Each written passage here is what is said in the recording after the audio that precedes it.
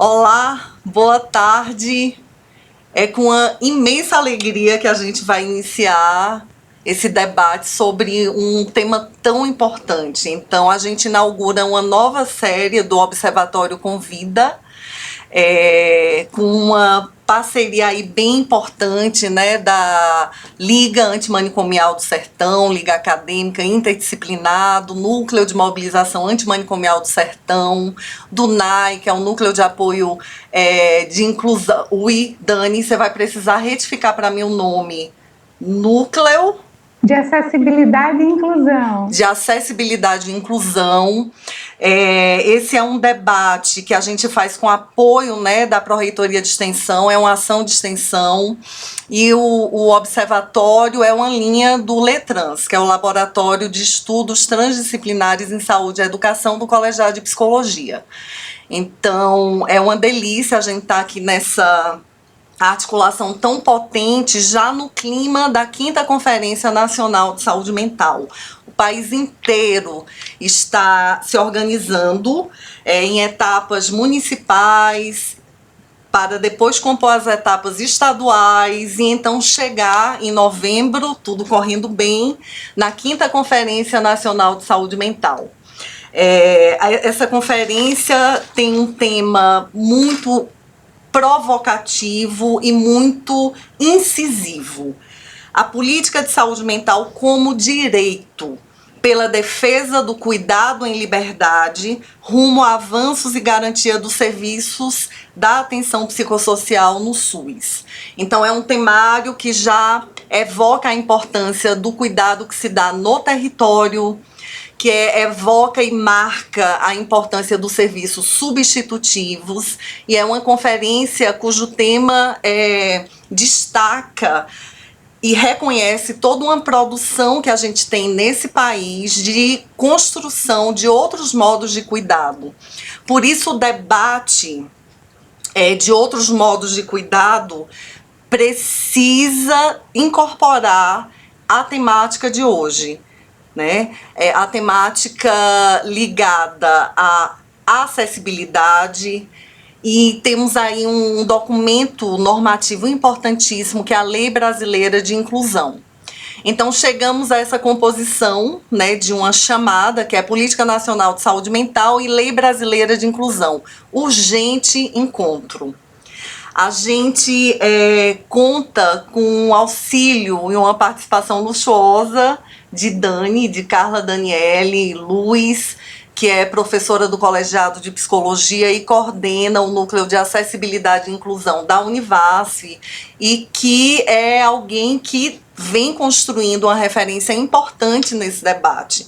Então, eu acho que é impossível aqui nesse pedaço do sertão, e eu arriscaria dizer, além, no país e futuramente, internacionalmente, é impossível a gente traçar um debate sem lembrar de Dani, tá? Porque Dani, de modo muito apropriado, convoca a gente, né, a essa reflexão. E eu já incorporei essa frase, ela sabe disso: nós precisamos pensar políticas para gente, para humanos, ela fala. Nós temos muitas diferentes gentes, muitas diferentes configurações de estar na vida nesse formato de gente. E aí é isso, Dani. Muito obrigada por você ter topou de cara, né, vir aqui conversar com a gente, e vamos adiante. Então, você fica bem à vontade para trazer suas considerações iniciais e a gente vai conversando. Boa tarde, gente. Olha, ela encarnou o formal de um jeito que eu estou aqui sem jeito. Mas, gente, eu faço minhas palavras de B. A maioria aqui já me conhece, né? A cambada que foi estudante, foi aluno, ainda continua sendo. E a gente vai bater um papo muito leve, muito descontraído, para entender, para pensar a perspectiva em saúde mental também voltada à pessoa com deficiência, tá? Então, a gente, inicialmente, como a gente conversou, eu queria só falar para o pessoal que vai estar gravando que eu separei algumas imagens aqui para projetar, tá bom? Então, à medida que a gente for batendo papo, eu vou projetando aqui algumas imagens, mas a gente vai conversar, né? Vamos conversar sobre algumas coisas que precisam ser pensadas, repensadas, construídas, reconstruídas. Eu queria começar no nosso bate-papo, B, contando uma historinha. Tati, fecha teu microfone, minha flor. Obrigada.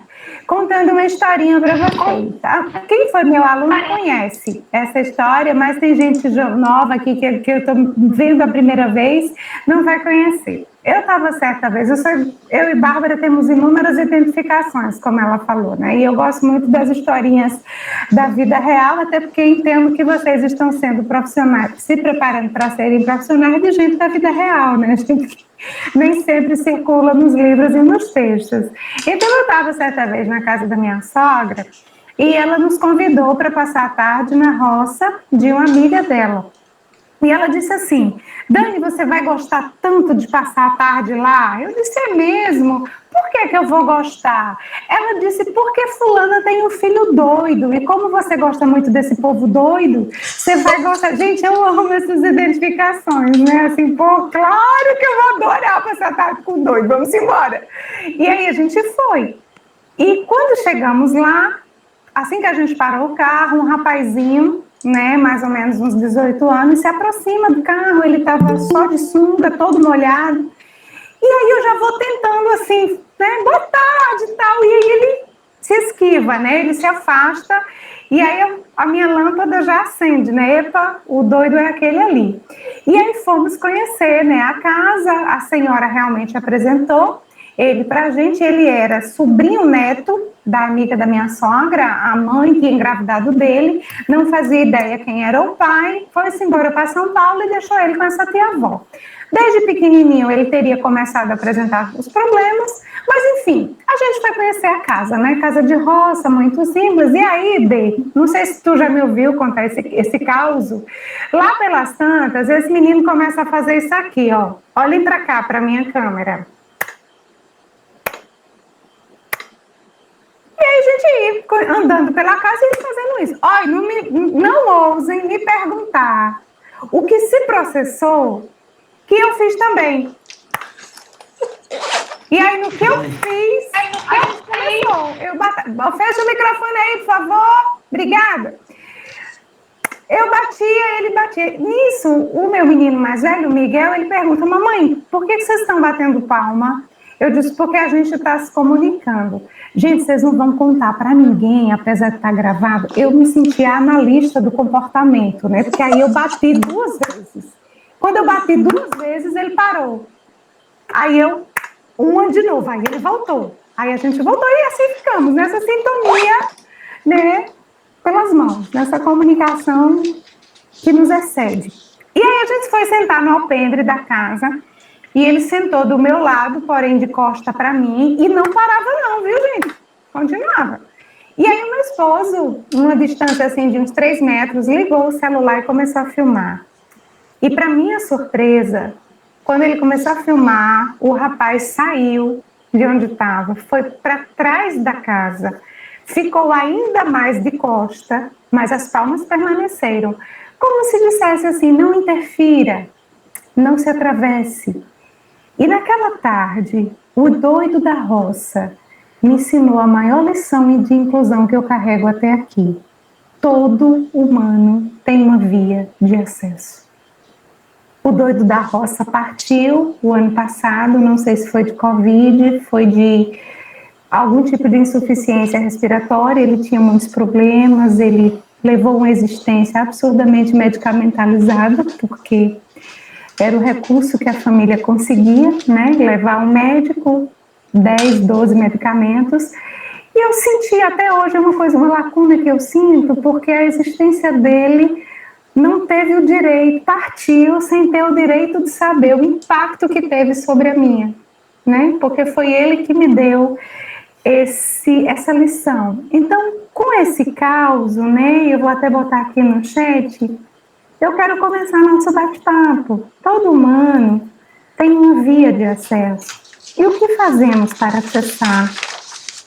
Como acessamos o humano? que não está dentro dos padrões existenciais que esperamos, que nossas mentes configuram. Como acessamos o sofrimento e o adoecimento desse humano? Né? Como é possível nos darmos conta desse outro que não está dentro de um padrão?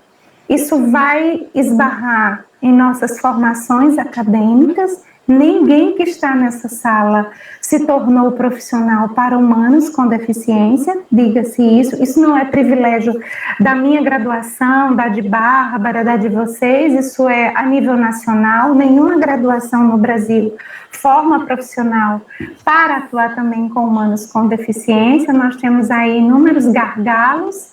A gente entende que é a área de atuação, é a área de opção, é a área que você escolhe, quando, na verdade, deveríamos ter formações profissionais integradoras que nos desse condição de acolher, cuidar de toda a condição humana. Não apenas do que fala pela voz, não apenas do que enxerga com os olhos, não apenas do que anda com as pernas, não apenas do que tem uma cognição dentro de um padrão que sabe-se lá quem foi que disse que aquele é o padrão.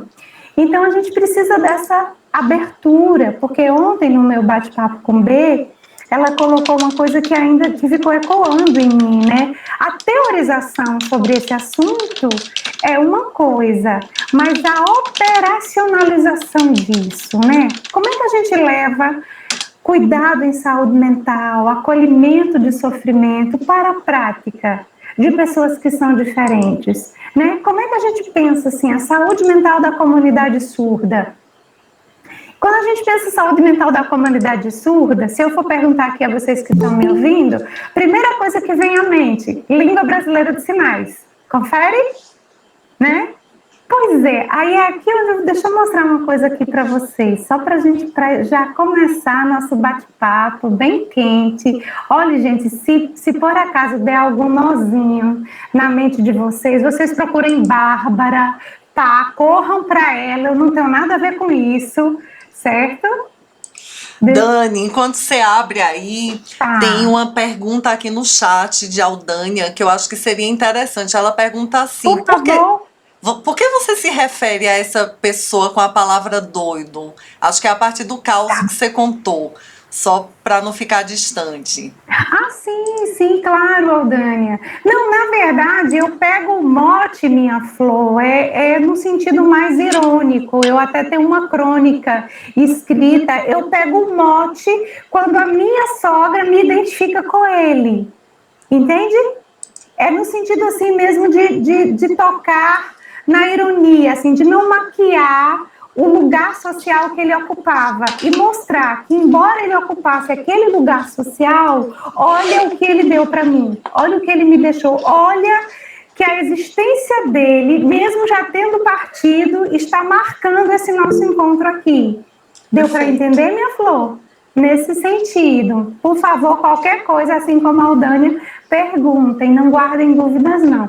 Então, eu estou projetando aí, ó, só para a gente já ir esquentando os neurônios, as cacholas, mas, por exemplo, quando a gente fala saúde mental, lei brasileira de inclusão, óbvio, diz respeito, o alvo dela é o direito à cidadania, à equidade, à igualdade das pessoas com deficiência, tá?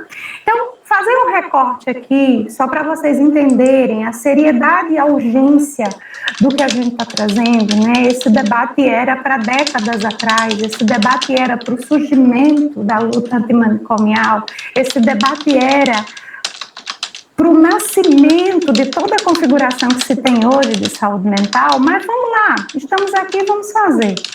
Veja, só fazendo um recorte aqui para a deficiência auditiva, então quando a gente pensa num sofrimento psíquico e a comunidade surda, eu coloco aqui, vocês vêm, acompanhem comigo, vocês veem aqui bem em cima, ó, tem um grupo grande, deficiência auditiva. Dentro da deficiência auditiva, a gente vai ter aquela unilateral, que é aquele que tem uma perca apenas de um dos lados, como é o caso do meu esposo, não sei se Bárbara sabe. Não, tá? Não sabia. Tem uma perda, ele tem perda de 95% de um lado e 5% do outro. Então, ele está na surdez, na deficiência auditiva unilateral, total, no caso de um lado. No caso da parcial, é aquela pessoa que teve uma perda auditiva, mas não chega a ser total. No caso da bilateral, é quando tem a perca auditiva dos dois, certo? Numa intensidade que pode ser parcial, ou se tem a perca auditiva, que vai ser total, a gente configura a surdez. E aqui começa o nosso... Alguém falou? Eu tenho um que ele veio, o patrão dele morava no Ceará. Ele veio recentemente. O que você está falando de surdez? Eu queria saber do congênito. Você pode me explicar?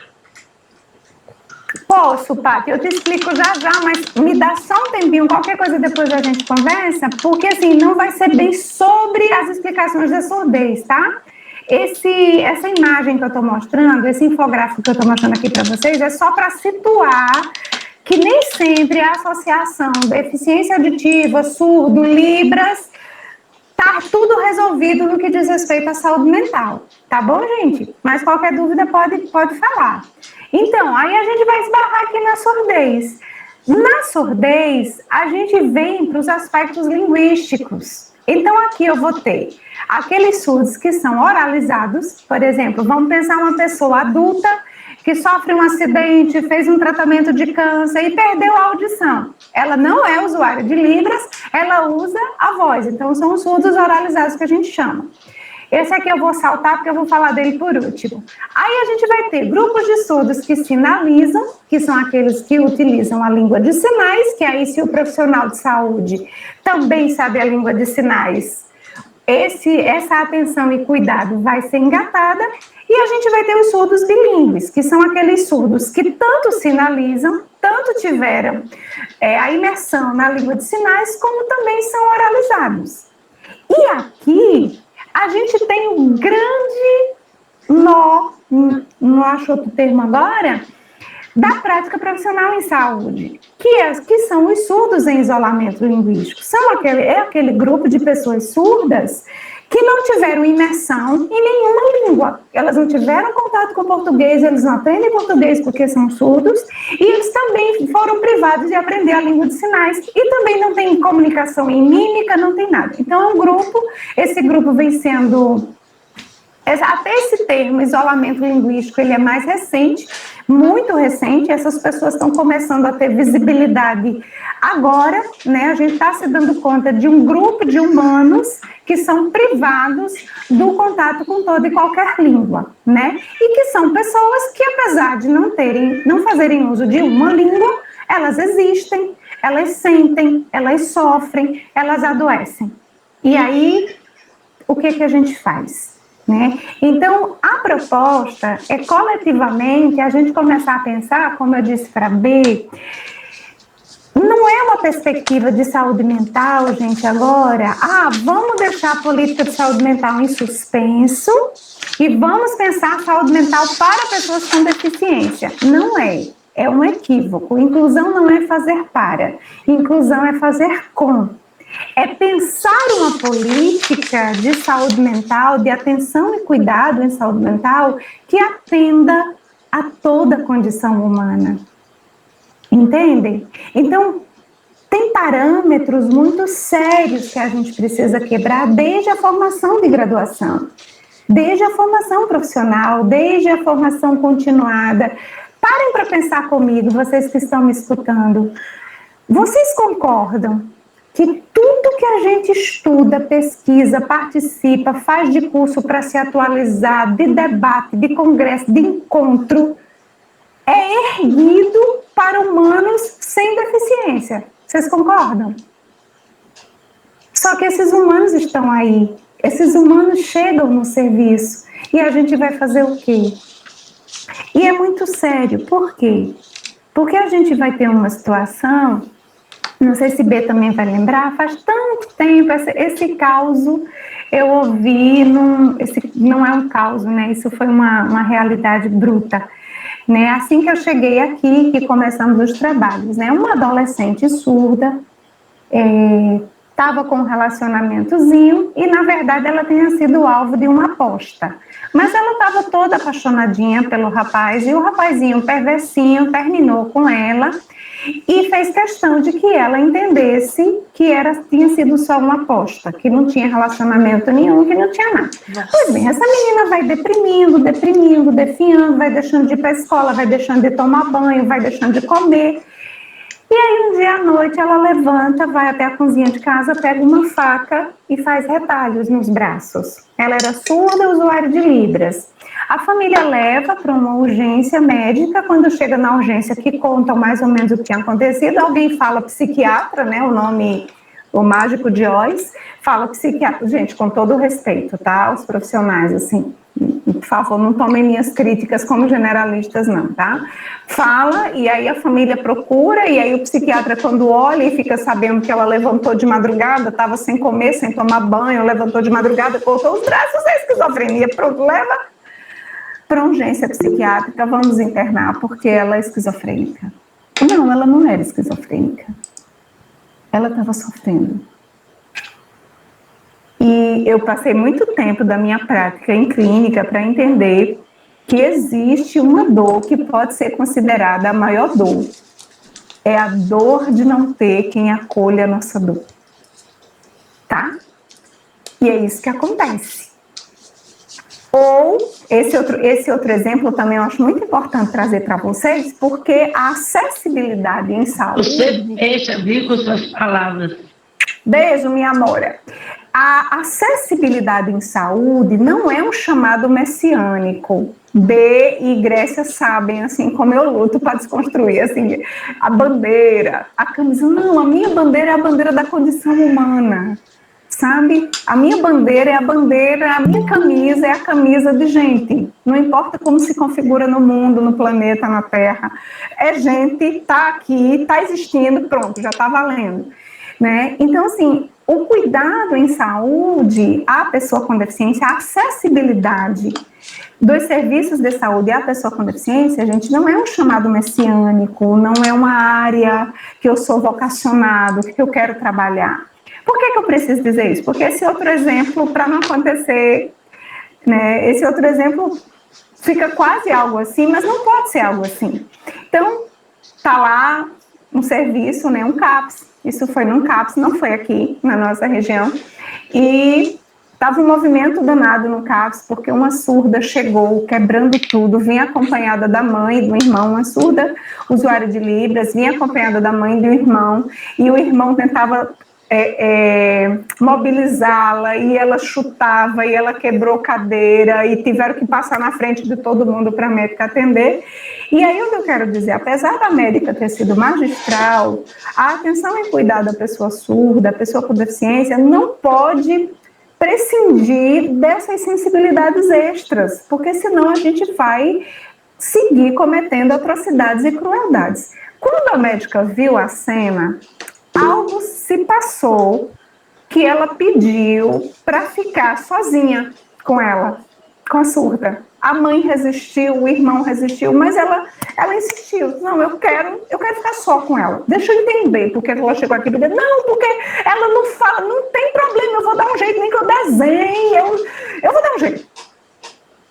Resultado, né? Conseguiram se comunicar com a escrita e a surda fez ela entender que tinha tido, que estava realmente assim a ponto de quebrar o que tivesse na frente dela, porque a mãe e o irmão estavam há meses com o cartão do BPC dela escondido. Então ela não tinha direito a tirar o dinheiro dela, ela não tinha direito a comprar o que ela precisava. Então ela deu uma surtada. Compreendem? Aí compreendem. Tati, fecha um pouquinho. Depois a gente faz um bate-papo, minha amora. Bey, tu me dá só aquele meio minutinho, minha flor, porque estão me ligando aqui. Super tranquilo. É rápido, gente, eu prometo.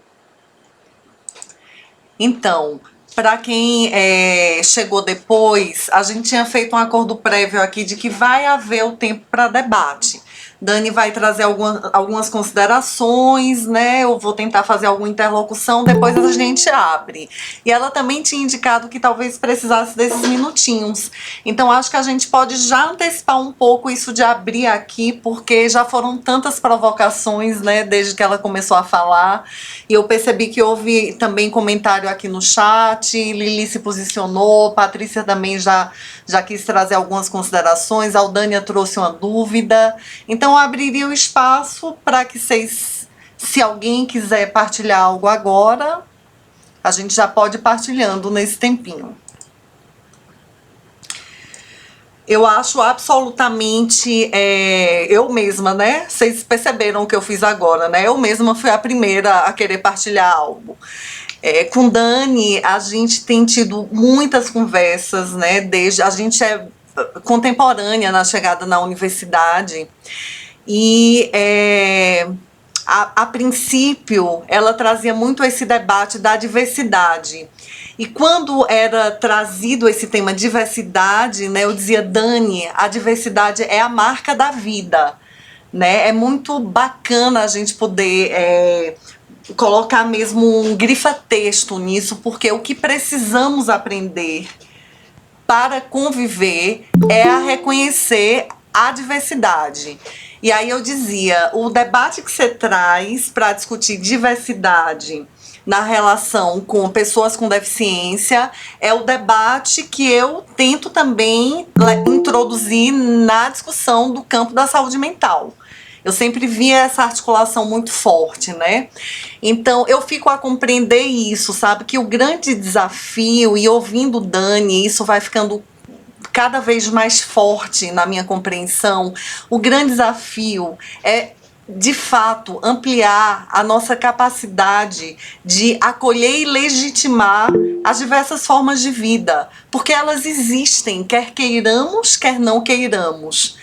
E Dani falou uma palavra no início que foi padrão. Eu também acho que é uma palavra-chave. A nossa grande dificuldade de conseguir traçar uma convivência mais respeitosa decorre da definição de modos padronizados de ser gente.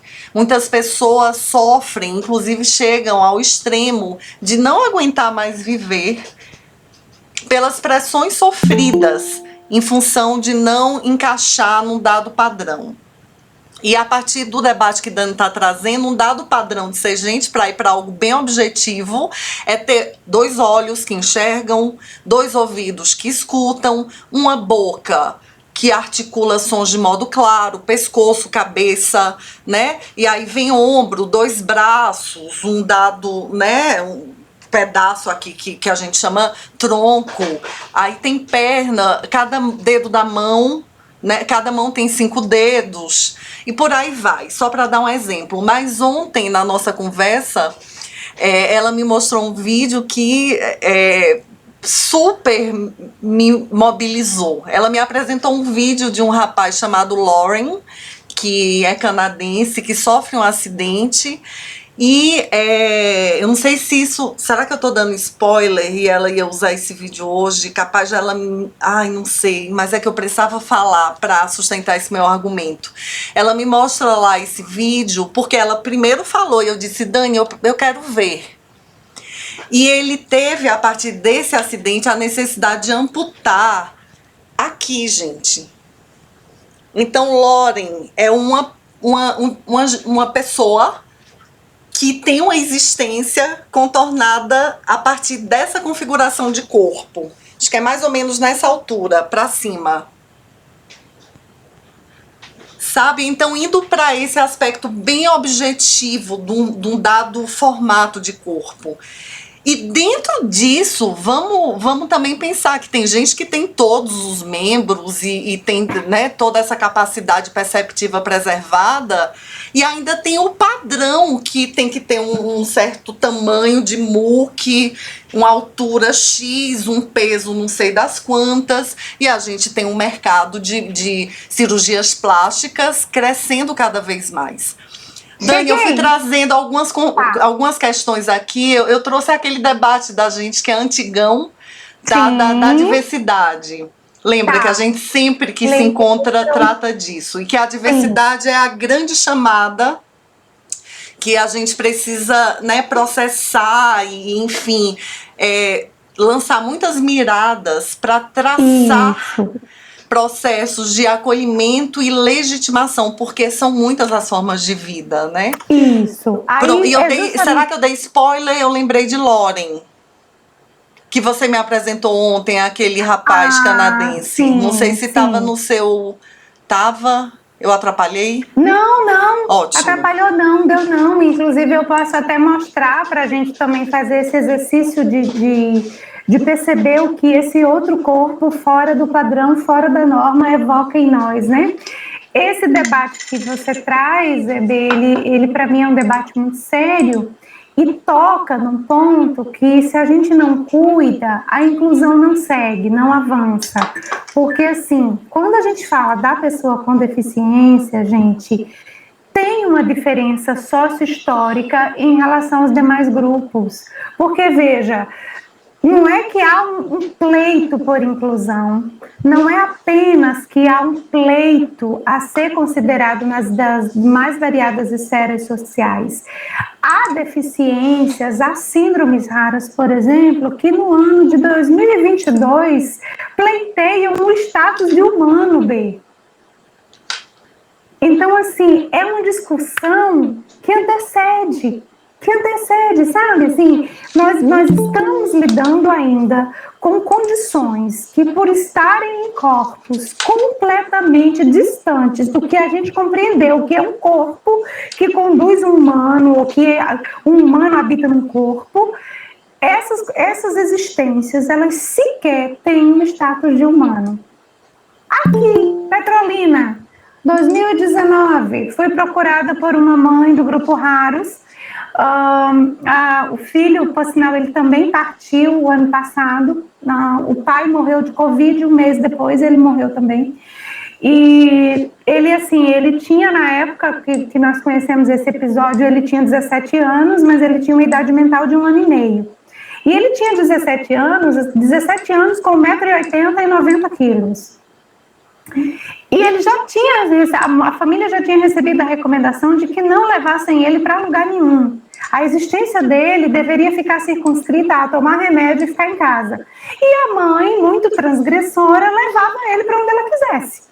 E aí um dia levou ele para a igreja que ela frequentava, devido ao barulho de música e tal, ele foi se agitando, daí a pouco ele caiu com uma convulsão. Quando ela leva para a profissional de saúde olha para ela e diz assim: para que você fez isso? Eu não já lhe disse que a vida dele é remédio e casa? E aí ela olha para a médica e diz assim: é incrível, né, amiga Bárbara, como as pessoas da vida real têm a nos ensinar, né? Assim, no meu trabalho de inclusão eu já desisti. Eu preciso de gente para me ensinar, para me dar fôlego para eu poder ensinar a vocês. E aí essa mãe olha para a médica e diz assim: doutora, meu filho vai comigo para onde eu for, porque ele é gente. Compreendem? Compreendem, assim, que ali em 2019 uma mãe precisou marcar que seu filho é condição humana. Que mesmo que ele grite, se agite, balance os braços, saia da cadeira de rodas, se fique nervoso, tenha que dobrar a medicação, ela vai bancar isso, pelo simples fato que ele é gente. Então, para mim, são discussões de uma seriedade, de uma vergonha. Eu sinto vergonha de estar nesse momento aqui falando essas coisas com vocês, porque a gente vê agora, na pandemia, pergunta se tem protocolo de biossegurança para pessoa com deficiência.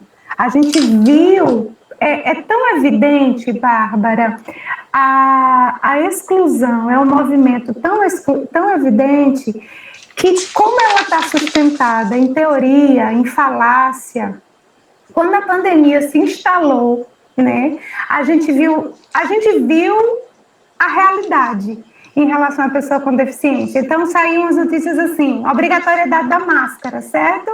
Aí diz assim: máscara é obrigatório, o uso é obrigatório de máscara em Campos do Jordão. Autistas e paralisados cerebrais não precisam. Ué, estão imunes, é? Como assim?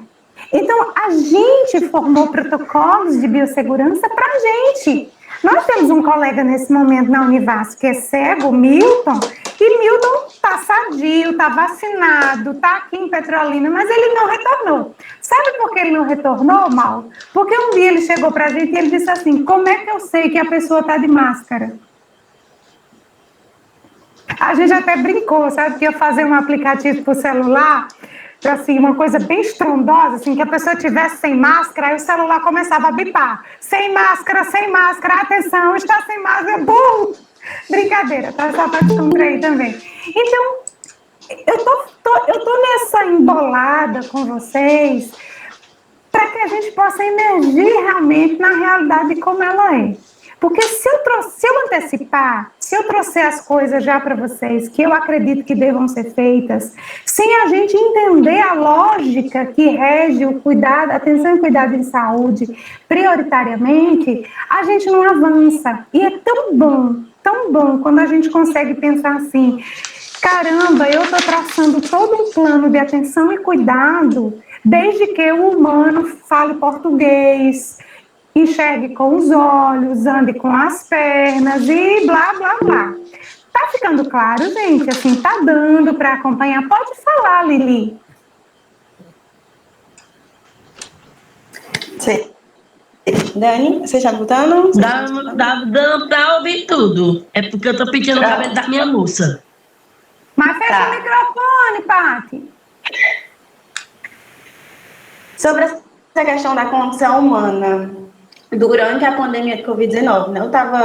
Faço parte de um curso em Libras, e aí o profissional do Corpo de Bombeiros, ele estava falando, né, sobre uma vez ele precisou ir para o hospital, porque ele era intérprete em Libras, e aí o surdo, ele precisava desse intérprete. E aí ele escutando o profissional, quando o intérprete chegou lá, ou quando o surdo chegou lá no hospital, e aí ele pediu um intérprete. E aí, para quem não sabe, o sinal de intérprete na Libras é esse. E aí a menina que estava atendendo, ela entendeu como se aquela surdo tivesse sido estuprada e ela quisesse estar sinalizando isso. Então, tipo, ficou toda aquela, como é que se diz?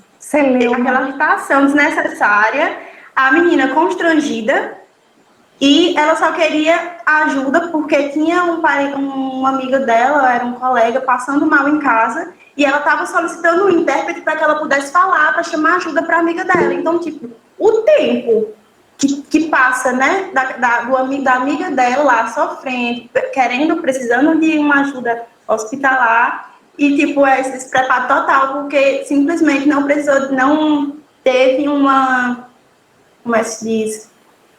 Um profissional que chegasse de forma rápida, né, na casa dela, porque, né, passou por todo esse processo.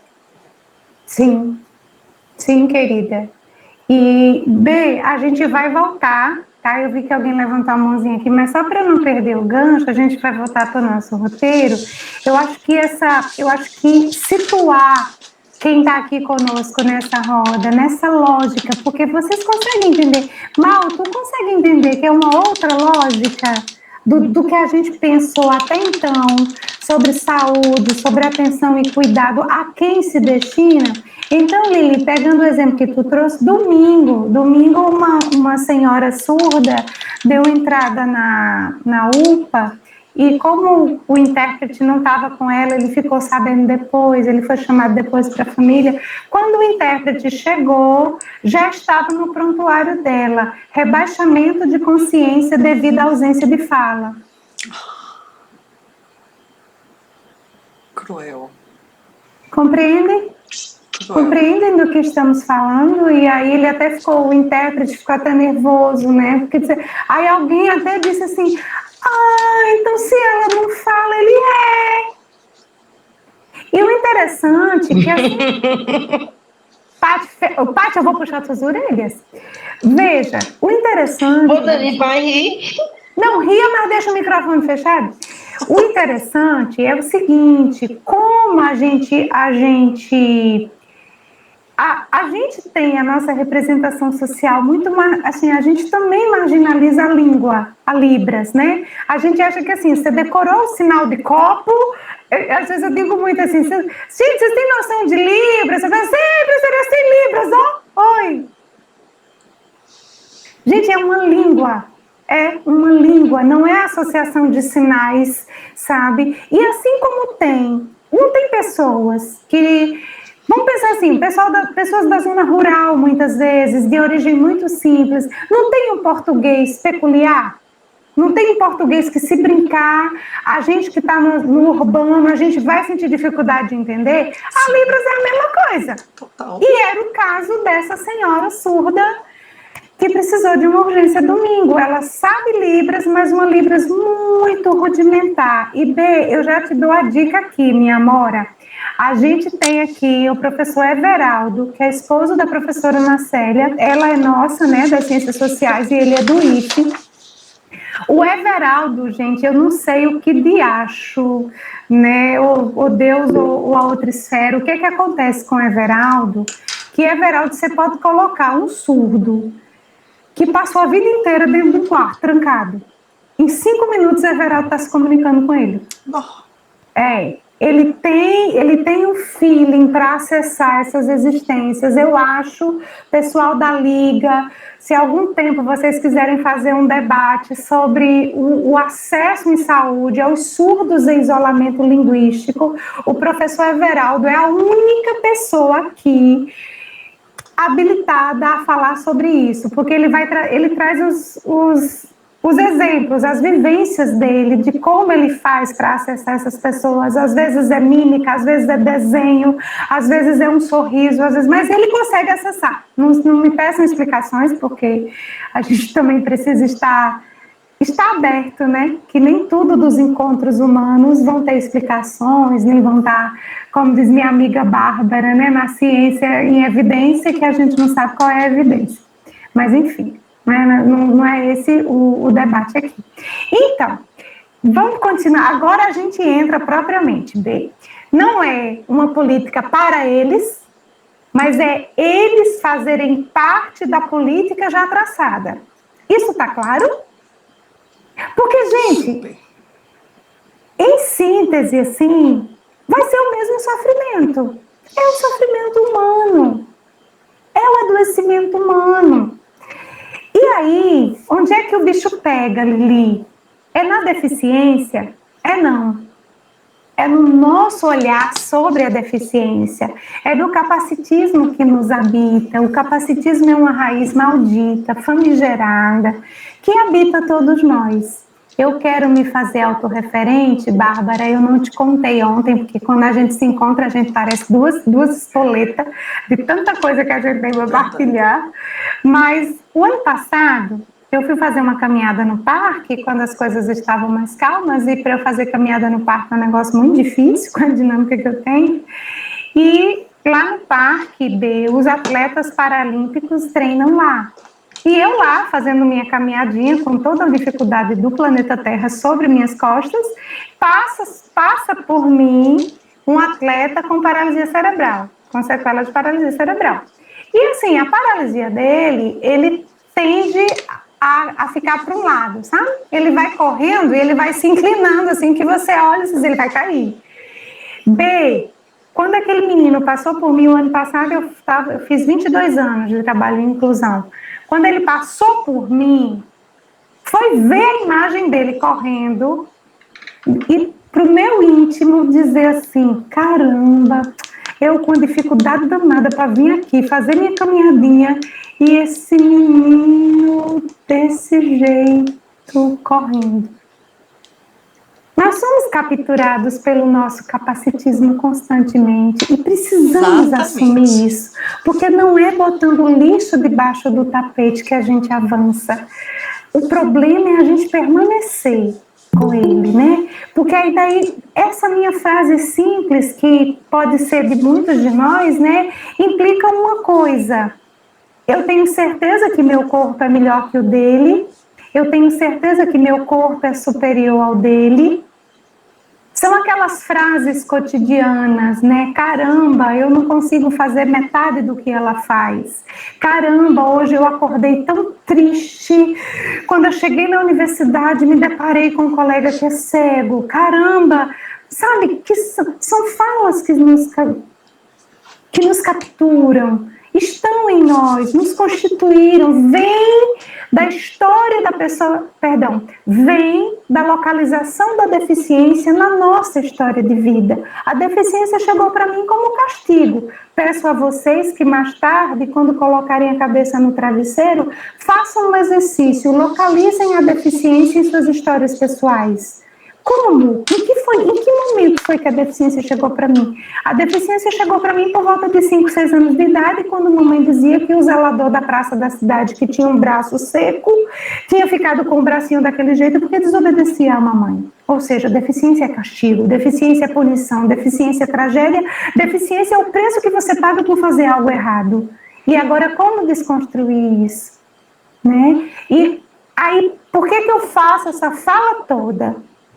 Porque o adoecimento, o sofrimento da pessoa com deficiência poderá ser acolhido ou não por nós, sempre na dependência da visão que nós temos dela. Ficou claro? Por exemplo, Lili, se eu acho que ser cego é a maior tragédia do mundo, eu não vou conseguir ouvir o sofrimento de uma pessoa cega. Entende? Tá ficando claro? Tem um outro exemplo. Um rapaz de Cabrobó, a zona rural de Cabrobó, são 17 anos, sofreu um acidente de moto, ficou tetraplégico. A tetraplegia dele, por ele ser da zona rural e só ter 17 anos, mobilizou toda a equipe hospitalar. Mas mobilizou de um modo que os profissionais da equipe ficavam empurrando um para o outro quem ia ministrar medicação, quem ia colocar sonda, tirar sonda, colocar soro. E nesse bate-volta, porque o paciente vai sentir, todo humano sente o que nos atravessa, por isso que não adianta falsear pela nossa narrativa, né? Nosso olhar nos denuncia, a gente fica catando as palavras, né? Então, vamos nos despir, vamos partir para a honestidade. E aí, finalmente, uma técnica vai ministrar a medicação a ele, mas estava trêmula, estava segurando as lágrimas, e quando ela chega junto dele de novo, vejo um menino da zona rural, 17 anos, ele olha para ela, bem, e diz, não fica assim não, eu tô vivo. Ai, ai. E aí a gente insiste na deficiência adquirida, a gente insiste como profissionais de saúde em embarcar no luto do que foi perdido, ao invés de usar o que foi preservado para dar conta do que se perdeu. Eu não estou dizendo que a gente vai dar uma festa, ir lá na barraquinha da frente do cemitério comprar fogos, porque o menino perdeu os movimentos do pescoço para baixo. Eu não estou dizendo isso. Mas eu não posso embarcar no luto dele. E por que eu embarco no luto dele, Lili? Porque a aquisição da deficiência é a maior tragédia da vida. A aquisição da deficiência não é uma maneira diferente de passar a ser gente. Perdão, uma maneira diferente de ser gente, de estar no mundo. Acho que você colocou aqui, o que foi que você não entendeu, Aldânia? O que você não entendeu, querida? Abra o microfone, acho que é melhor, Aldânia. Aí você põe sua questão. Então, eu acho que talvez eu não tenha entendido direito. Eu acho que eu não entendi, na verdade. Sim. Eu acho que na tua fala, talvez eu tenha me perdido quando foi falado que a deficiência ela veio como um castigo. Sim, para mim sim. Foi como ela chegou para mim, querida. Ah, entendi. Tipo, você está te colocando o teu exemplo, né? Isso. Como o meu meio me ensinou acerca da deficiência. Ah, entendi. Eu pensei que fosse amplo, né? Assim, aí eu fiquei assim, não, como assim? Mas desculpa, é porque realmente eu pensei que era de modo geral, aí eu digo, gente, como assim? Não tá certo. Não. Eu acho que você perdeu o fio e ficou parecendo que eu estava dizendo que a deficiência era castigo. Aí eu digo, oxe, aí eu fui me analisar, eu digo, peraí, não tá certo não. Não, meu amor, mas que bom que você falou. Que bom não, que mas você eu pergunto tudo, viu? Não preocupe não, que eu pergunto. Pergunte mesmo, por favor. Sim, Gilmária, sim, querida. Muitos de nós, assim. Então, veja, essas concepções, gente, por isso que a gente trabalha a perspectiva inclusão começa em mim, hoje, dentro da nossa universidade, tá? Porque eu tenho que me tratar. Eu tenho que me tratar, Maurício, Lili, Grécia, sabe, Aldânia, eu tenho que acessar as minhas concepções para que elas estejam o mais límpidas possíveis, o mais coerente possível com essa outra existência que se mostra no mundo dessa forma.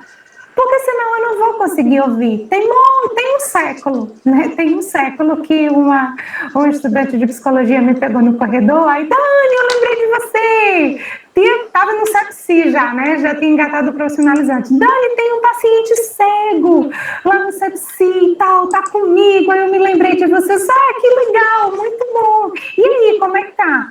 Não, a queixa dele é porque ele foi traído pela mulher, mas ele tem uma relação de dependência muito grande com a mãe.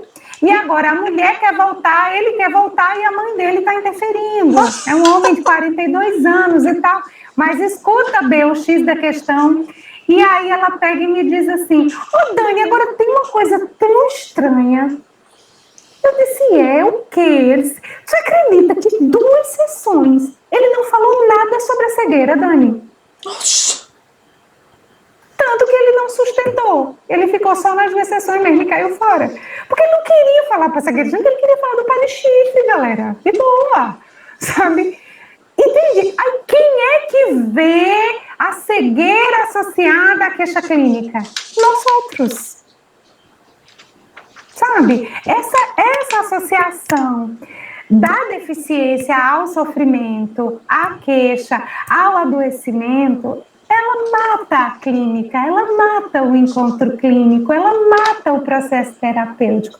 Não estou dizendo que no caso da deficiência adquirida, isso não aconteça e isso não possa ser trabalhado, porque são parâmetros muito diferentes e amiga Bárbara, a gente precisa um momento das nossas existências, né, nem que seja na porta da aposentadoria, a gente precisa construir esses parâmetros, sabe? Uma coisa é esse olhar sobre o sofrimento psíquico na deficiência adquirida, porque você existiu de um modo e de repente você vai ter que existir de uma outra maneira, você vai ter que viver esse luto, você vai ter que reaprender. Mas outra coisa é uma mulher de 30 anos, cega, que nasceu cega, que tem a deficiência integrada à sua existência, e a gente querer tratar disso. Tem uma atleta paralímpica aqui, que ela perdeu num choque elétrico, quando ela tinha 10 anos, ela perdeu os 2 braços, né, a Nani. E a Nani estava fazendo um evento com a gente, e trouxe uma coisa que eu gostei muito. Ela conseguiu uma terapia em Recife há muitos anos atrás, então uma vez por mês ela viajava a noite toda, sabe, com gastos, com cansaço, para ir fazer essa terapia. E aí ela decidiu se dar alta. E quando ela está num evento da gente, ela diz assim, eu dei alta, gente, porque eu chegava em Recife, daqui para Recife, uma vez no mês, ansiosa por esse encontro com a psicóloga, porque eu queria falar que eu estava puta da vida com meu marido, eu queria me separar, eu estava triste porque eu perdi o campeonato, que eu treinei muito, e a psicóloga sempre perguntava como era para mim não ter meus braços. Gente, isso é tão doído e doido. Isso é tão arcaico, isso é tão retrógrado, isso é tão primitivo. É nossa a necessidade de tratar esse buraco do outro, essa falta. É isso, assim, alguma coisa é evocada na gente que a gente não sabe lidar, né, amiga Grécia, que a gente vai pelo viés aí da castração. Me permita, viu, Bê? Pelo viés da castração, alguma falta é chamada na gente, que a gente não sabe lidar, e ela me angustia, e como ela me angustia, e eu a desconheço, eu marginalizo esse outro que me evoca. Entende? Olha, assim vocês me provocam, né? Falar da falta. Grécia e eu temos esse debate muito intensamente. Não vamos fazer, não. Tá. Tá, porque assim, Dani, só me permite, assim, eu sei que você tá com esse roteiro pra gente também garantir o papo, mas essa circunscrição da lógica capacitista eu acho fundamental. Porque assim, eu também venho tentando compreender e identificar em mim como isso é forte, e o modo como eu tenho articulado é na relação com padronização de modos de ser. Então, eu queria te perguntar, né, se faz sentido caminhar por aí, porque tem tudo a ver com o debate da falta. Não pela dimensão psicanalítica, tá, gente? Não vamos entrar por aí, não. Mas, assim, o porquê falta? Porque tem um modelo, entende? E aí, isso colaria também... Eu queria já, sei que está aí no teu roteiro, mas já fazer esse link com a praga que a gente tem de achar que saber DSM vai guiar o cuidado. Sim, sabe? sim. Aí vem a coisa do filtro. Vem a coisa do filtro, aí eu só consigo ver o outro pelo filtro. E ter, né, ser uma pessoa com deficiência acaba virando também um filtro. Então, não consigo ver essa pessoa se não for por esse prisma. Eu não consigo ver alguém se não for pelo diagnóstico de um transtorno mental e comportamental. O Mel tá linda demais, Aldânia. Nossa, é uma nova membra. A Aldânia virou uma família multiespécie. Desculpa, Dani, gatos, só pra marcar. Mas no momento não tenho condições. Eu me recuso a ter qualquer bicho. Quer dizer, embora seja com 8 pintos em casa, né? Enfim, além de 5 meninos, 8 pintos. A gente chegou na roça, tinha 8 pintos na roça, trouxemos para casa, então 5 meninos e 8 pintos em casa. Mas enfim, né? Já que falamos aqui. B, eu compartilho totalmente da tua narrativa, querida, e é isso. É essa visão formatada da condição humana que provoca essas rachaduras em nosso cuidado, no cuidado que praticamos.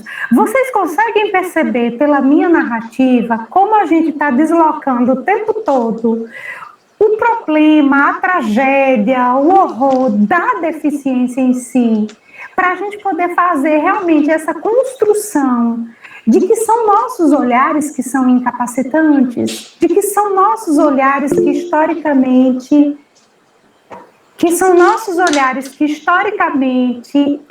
associaram dor, sofrimento, adoecimento psíquico à presença da deficiência. E B, se você me permite, querida, a gente tem uma relação hiperaberta, mas assim, os tentáculos do capacitismo, eles são tão firmados socio-historicamente que até quando a gente vê políticas públicas se erguerem, elas não trazem esses humanos. O SUS não foi feito para humanos com deficiência.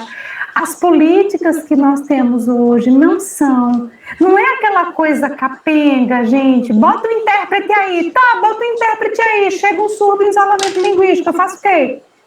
Não é disso que se trata. Ou então, assim, a Lili está fazendo um curso de Libras. Olha onde é que a gente chega, Bê, porque você me falou ontem muito forte, me atravessou da operacionalização. A Lili está fazendo um curso de Libras. Aí amanhã ela está no CAPS. Chega uma criança com paralisia cerebral. Chama a Liliane, gente, ela fez Libras.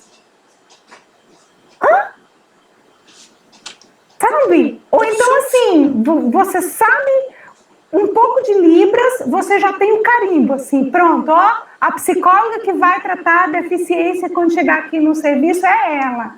Então, veja, esse capacitismo, ele é muito tentacular, ele é difícil, muitas vezes, de ser identificado. Eu recebi um vídeo muito bonito esses dias de uma pessoa muito querida.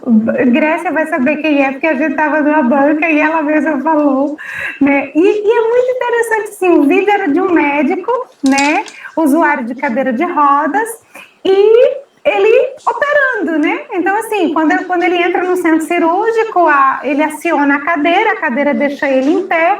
Mas a legenda do vídeo, B, a legenda do vídeo ia passando todo o processo dele, entrando no hospital, se preparando no centro cirúrgico, e a legenda do vídeo dizia assim: você pode tudo o que você quiser. Não olhe para as dificuldades, não olhe para os obstáculos da vida. Puta que pariu, gente, isso é capacitismo. Nossa, assim, eu até respondi para minha amiga, assim, minha flor, chegará um dia que será só um médico operando do jeito dele. O que meus problemas... Tem uma grande referência aqui no Brasil para a gente, é uma parceira nossa, que é a Camila Araújo, é mulher cega, psicóloga, e ela diz assim, o meu corpo não tem nada a ver com tuas mazelas existenciais. Sabe? Essa coisa que eu sei que parece às vezes clichê, mas que a gente não percebe a profundidade desse capacitismo, a gente não saber o que fazer com ele, a gente não saber como lidar com ele. Dentro da universidade, a presença do aluno com deficiência na universidade, a gente lida com tudo que vocês imaginarem, a gente quer favorecer esse aluno, a gente não sabe a diferença entre uma metodologia de ensino que atenda à especificidade do aluno ou uma flexibilidade metodológica porque eu estou com pena do bichinho que é deficiente e já está aqui dentro. A mesma coisa nos serviços de saúde, né? Eu faço o quê? Eu posso reclamar?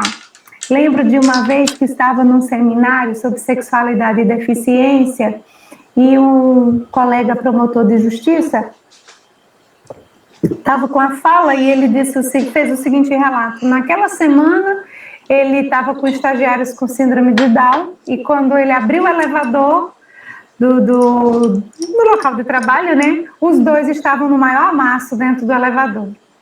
E aí ele deixou o elevador subir e ficou muito indignado. E você está vendo, professora, como eles são, sem limites, se agarram em todo lugar. Aí eu disse assim, doutor, se fosse 2 adolescentes sem Down, em pleno amasso, assim, no elevador do fórum, eu teria chamado para o meu gabinete para conversar, para mostrar os limites. Eu disse, o senhor perdeu a chance. E podia, professora? Eu disse, não, podia não, devia. Porque assim, eles não vai vir a fada do sexo do Down, a fada do sexo Down, pensei nisso agora, tocar-lhes e mostrar para eles que ali não é legal, que ali não rola, deixa para casa, deixa para debaixo da árvore, na esquina, no shopping, no cinema. Alguém tem que me ensinar, doutor. O senhor perdeu a chance, o senhor tinha chamado os dois para sua sala, tinha dito que compreende, então, apaixonadinhos, mas deixa para quando saírem dali, blá, blá, blá. E eu gostaria muito que vocês percebessem, pela minha narrativa, onde está o X da questão, onde está todo o problema. B, tu me dá 1 minuto de novo aqui para ligação. É coisa rápida. Tranquilíssimo. Amores e amoras, perdão. Tranquilíssimo. Eu acho que a gente pode ir abrindo a roda, né? Porque, nossa, gente, o tempo super vai, né, voando assim. Ai, Érica, tudo bem, mas que bom que você passou por aqui. Sim, sim. Ela vai ler aqui no chat e a gente também coloca essa observação. Alguém quer, gente, trazer já alguma consideração?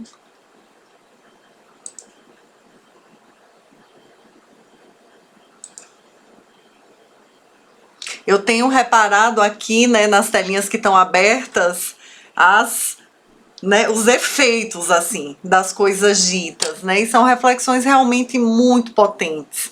Esse exemplo agora do elevador é incrível, né? Porque o que acontece muitas vezes é que a gente tende a proteger, achando que está fazendo algo muito incrível, mas a rigor isso só comunica o nosso preconceito, né? A nossa dificuldade, assim, de legitimar.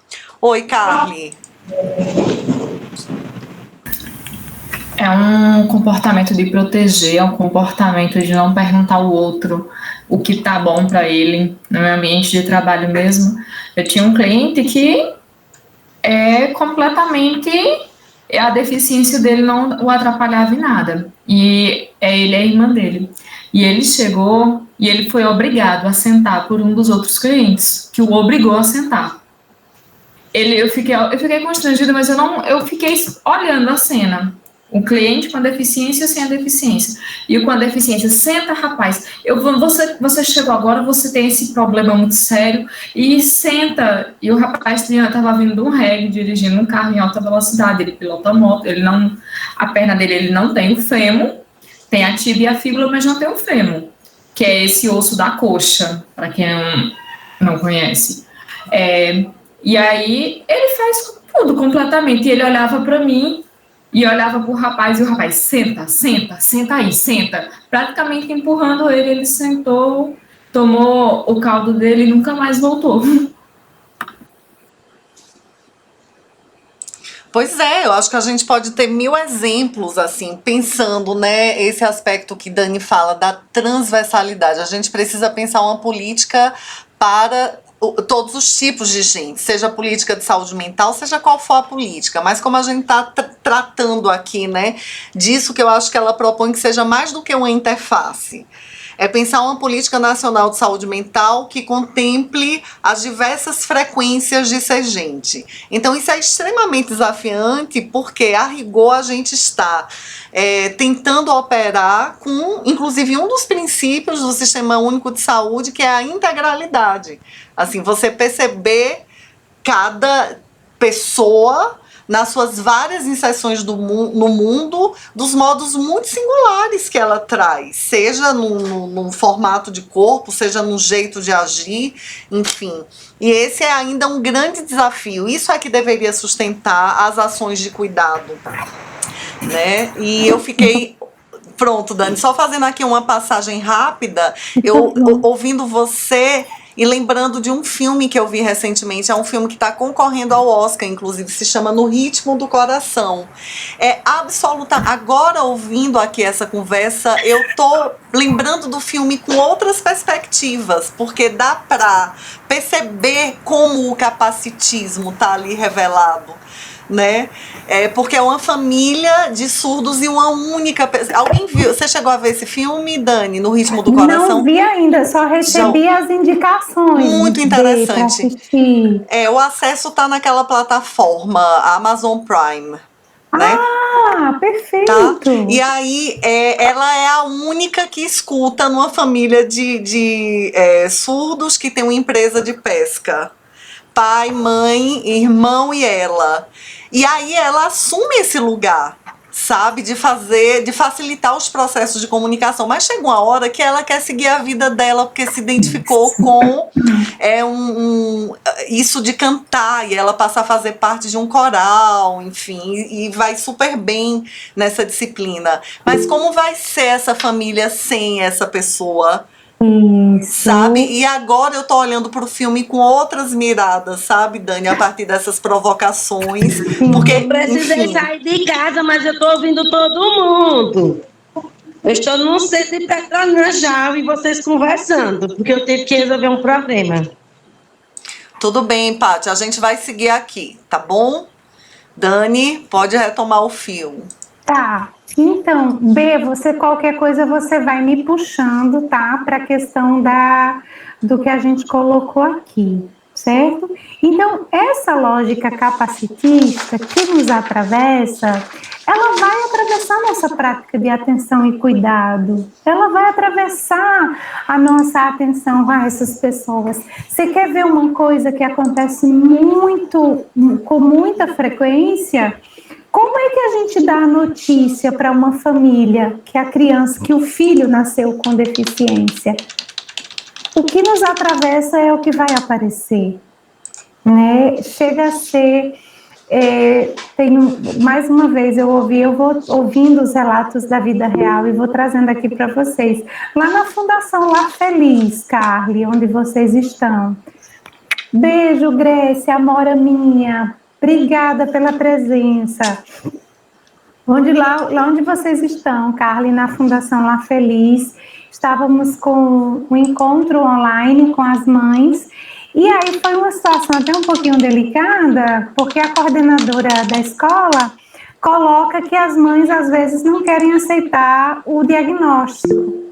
E aí uma mãe pede para falar, e ela disse que não era bem assim, E ela diz, na simplicidade dela, ela diz, professora, como é que a senhora acha que a gente se sente quando a gente leva um filho para um médico? Ele olha para a gente e ele diz assim, você tem alguma dúvida que ele é doido? E é uma criança com suspeita de autismo. Mas olha, né? Você tem alguma dúvida que ele é doido? Então, as nossas narrativas, como profissionais de atenção e cuidado, vocês podem evocar muito, mas muito no outro. E isso que vai ser evocado, no caso principalmente das famílias, é que essa família, veja, a narrativa do profissional de saúde evoca o medo, o desespero, me ajudem aí, a tensão, o luto, e é isso que essa família vai destinar para esse novo ser. E aí começa o ciclo vicioso. A mesma coisa no trato da saúde mental. Então a gente precisa romper com essa lógica capacitista. A gente precisa pensar a atuação profissional para além dela. É capacitismo quando a gente perpetua práticas de saúde e cuidado. Eu vou até usar o termo prioritariamente, mas nem é prioritariamente, é exclusivamente, né? Quando a gente pensa perspectivas de atenção e cuidado exclusivas para humanos sem deficiência, tá bom? A gente precisa ampliar essa noção da gente de cuidado, né? Como eu cuidaria? Eu me permito muito fazer esse exercício, né, nas minhas imersões. Como eu cuidaria do sofrimento dessa pessoa? Como eu lidaria com a angústia dessa pessoa? Há uma associação real para ela do sofrimento e do adoecimento com a deficiência? Ou essa associação ainda está ligada à minha perspectiva padronizada do que é gente? Entende? Jumária, meu amor, é capacitismo quando a gente chama de especial, é capacitismo quando a gente dá qualquer tipo de tratamento diferente em relação à deficiência, é capacitismo quando a gente precisa, na nossa narrativa, elogiar, supervalorizar, colocar na posição de super-humano, super-herói, super aquilo outro, entende? É capacitismo quando a gente, diante de um erro da pessoa com deficiência, a gente não sabe o que fazer. Tivemos um Saúde em Libras em 2016 que faltou muito pouco para eu chamar a polícia para um surdo que ia nos roubando. Não ri não, Carlos. Não ri não. Aí, o que é capacitismo, Jumária? Eu estava lá, pé da vida, me segurando, xingando o surdo, porque ele foi na Copa do Multieventos, fez a feira, botou debaixo do braço e estava indo embora. E aí alguém da comissão organizadora chegou para mim e disse assim, mas Dani, o evento não é Saúde em Libras, ele não é surdo? Eu disse, sim, ele é surdo, ele está autorizado a roubar? Desde quando? Pois é. Entende? É capacitismo. E nós somos, sabe, Jumária, não queime muito sua cacholinha, não, porque o capacitismo é um troço, repito, historicamente, sócio-historicamente, de raízes muito fincadas, muitas vezes não identificado claramente, às vezes atitudes que a gente tem de melhor é a expressão do nosso pior capacitismo. Deixa eu contar para vocês de novo, esse faz muitos anos, onde mora meu capacitismo? Dani, me dá só um minutinho. Paty, você desliga a sua câmera, porque fica um movimento o tempo todo. Por favor, já que você está em trânsito, você poderia... Verdade. Tá ouvindo, Patrícia? Não sei se ela tá ouvindo.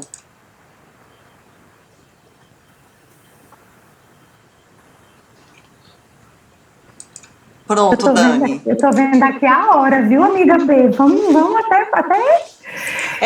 Nossa, essa dança com o tempo é difícil, mas, Dani, já foram tantas coisas sinalizadas, acho que, né?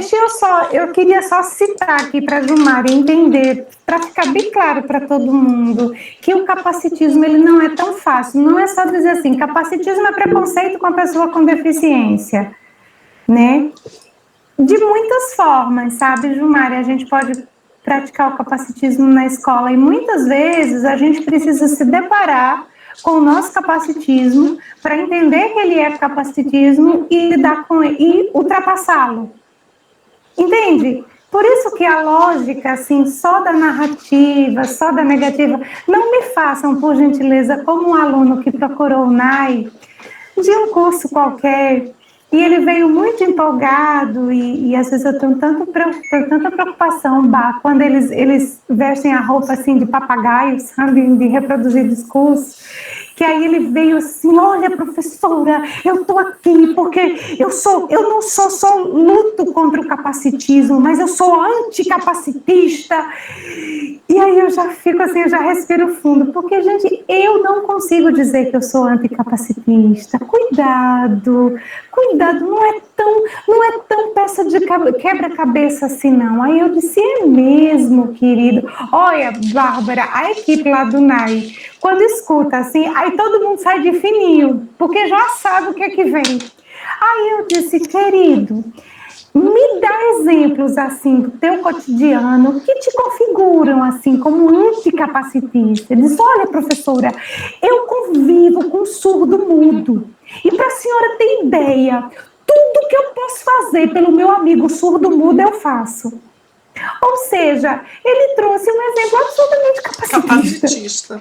Primeiro, não é surdo mudo. Segundo, você não tem que fazer nada pela pessoa com deficiência, não, sabe, assim, eu faço por eles, né, uma coisa que me ofende é quando as pessoas situam o meu trabalho na dimensão do messiânico, na dimensão do espiritual, isso me ofende, porque isso é uma lógica capacitista, assim, a gente entende tanto que inclusão não é problema de pessoas que não têm deficiência, nem têm filho, que quando a gente vê essa doida trabalhando com isso, só pode ser um ser sobrenatural, espiritualmente evoluído.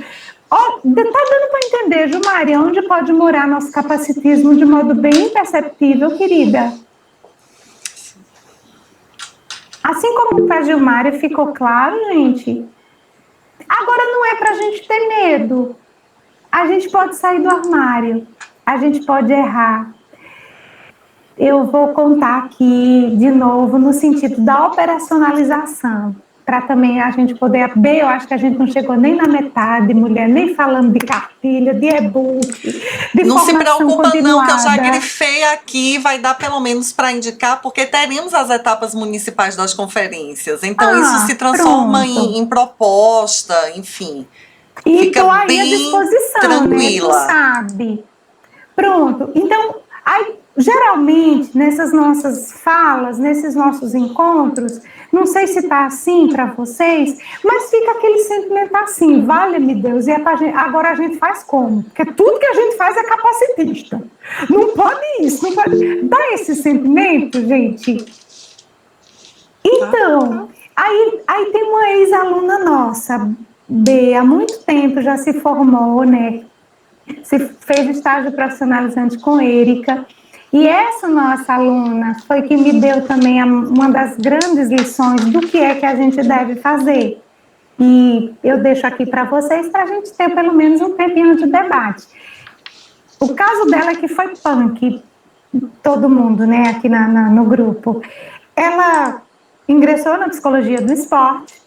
Ela não foi lá atrás, né, nas turmas lá atrás, quando a Érica chegou aqui, ela não tinha visto nada, ela não tinha pagado psicologia para pessoa com deficiência, ela não tinha visto nenhum tipo de discussão, hoje a coisa vai crescendo cada vez mais, e aí ela se meteu com a APA, com os atletas, e combinou com a Érica que faria o profissionalizante lá, faria esse tipo de atendimento inicial aos atletas, enfim.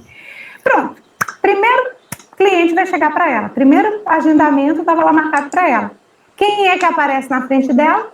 Um atleta com sequela de paralisia cerebral e comprometimento de fala. Ela entrou em desespero. Porque foi bonita a experiência dela, gente, porque durante o curso inteiro nem passou pela cabeça dela que um humano assim demandaria atenção e cuidado dela. E foi logo o primeiro.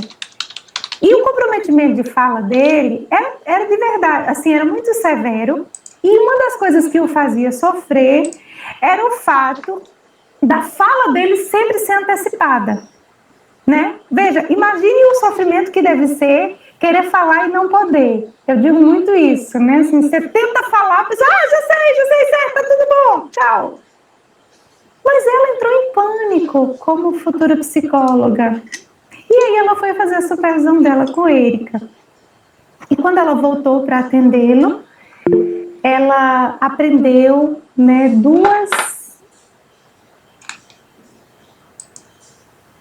Deixa eu ver aqui o que a Aldânia colocou. Ah, perfeito, querida. Certo, obrigada. Só para sinalizar mesmo. Tá bom, meu amor. Eu sou uma, viu? Perfeito. Mas você está compreendendo, querida? Tá claro? Ótimo. Para mim tá claro, tá claro. Pronto. Obrigada por sinalizar, Aldânia. Qualquer coisa também fala, pergunta, não fica com nenhuma dúvida não, tá? E aí, gente, duas coisas que a gente precisa ter em mente. Não só, eu acho que é de modo geral, mas como o foco aqui é a pessoa com deficiência, humildade, tá? E a capacidade de reconhecer quem somos, o que carregamos e a capacidade de construir junto. Então, na sessão seguinte, ela chega, perfeito, obrigada, B. Ela chega para ele, antes dele começar a falar, aí ela diz assim, espera aí, antes de você começar a falar, deixa eu falar primeiro para você. Beijo, Mal, bom te ver, querido. Antes de você falar, deixa eu falar primeiro. Eu não sei te atender. Eu tô em choque, tá? Eu fiquei desesperada na semana passada, quando você entrou aqui. Aí, às vezes, os defensores das narrativas apenas, hipócritas e falsários... Ela falou para ele, não, ela devia falar pelas costas dele, né? E ficar sendo atriz na frente dele. Então, primeiro ensinamento, honestidade. Ela disse a ele, sem ofendê-lo, o que ela pensava sobre ele. E, na sequência, ao localizar a dificuldade dela, diante da existência dele, ela diz o seguinte, mas me ajude a te ajudar. Ele passou 1 ano em terapia com ela. Delícia. Olha, é isso. Eu não sei, eu não atendi alguém como você ainda, mas me ajuda, me dá as pistas, sabe? É desenho, é mímica, é libras, é outra dimensão da comunicação que a gente vai ter que recriar, que a gente vai pesquisar algo parecido. A única coisa é que a gente não pode prescindir é deixar uma condição humana sem acolhimento ao seu sofrimento.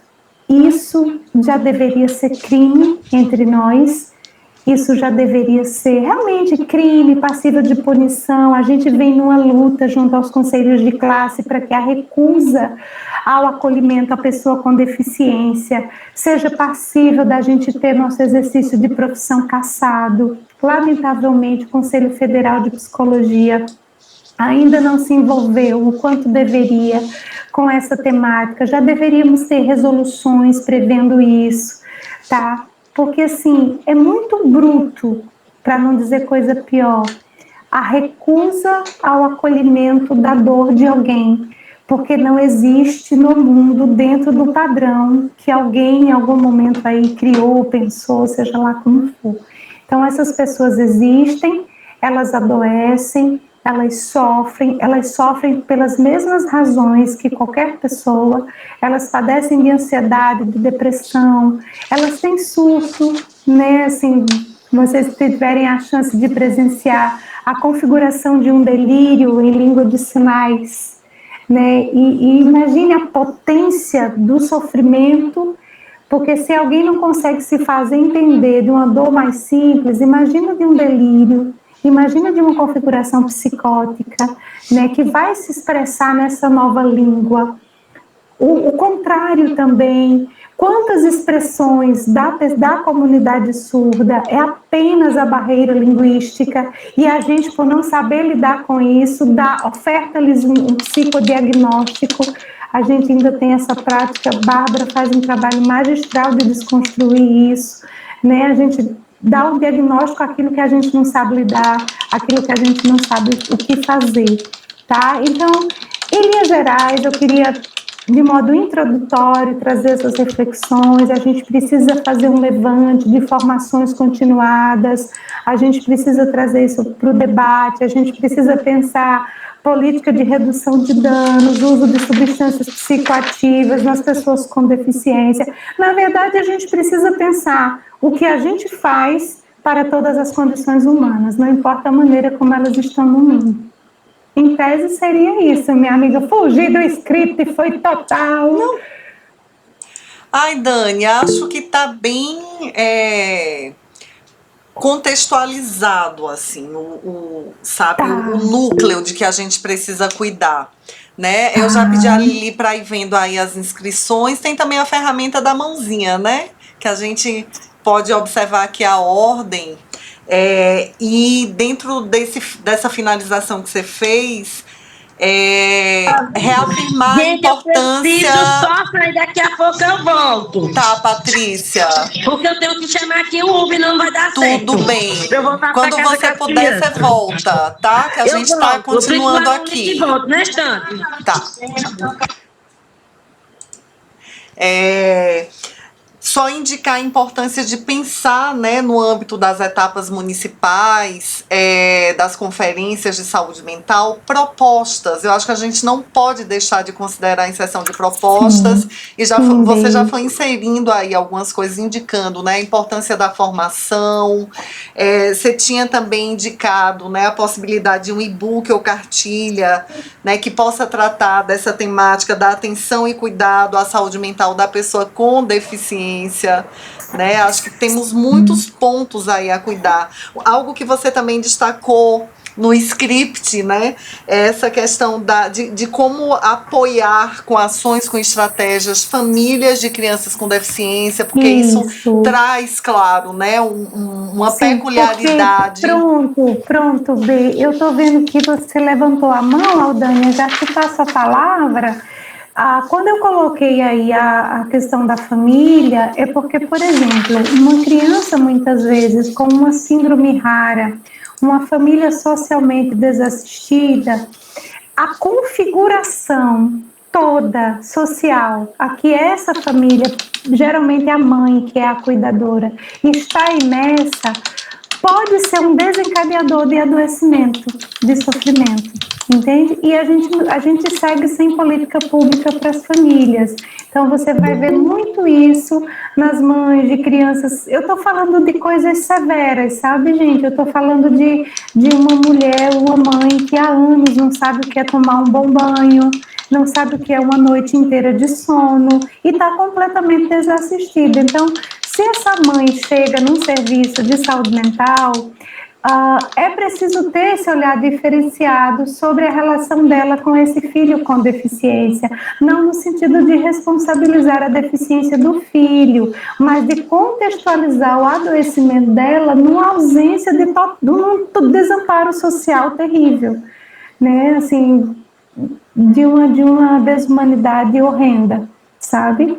E como proposta, Bárbara, mesmo efetiva, eu acho que a proposta para encabeçar é a adequação em caráter de urgência da própria Política Nacional em Saúde Mental ao que versa a LBI. Isso é urgente, perfeito, sabe? Assim, perfeito. Contem conosco, contem com nossa parceria para pensarmos isso, mas a pessoa com deficiência, assim, o que está traçado na Política Nacional de Saúde Mental precisa estar evidenciado que diz respeito a humanos, tenham ou não deficiência. Isso tem que ser evidenciado, senão não vai acontecer, senão não operacionaliza, como você tanto pontua. Aldânia, pode falar, querida.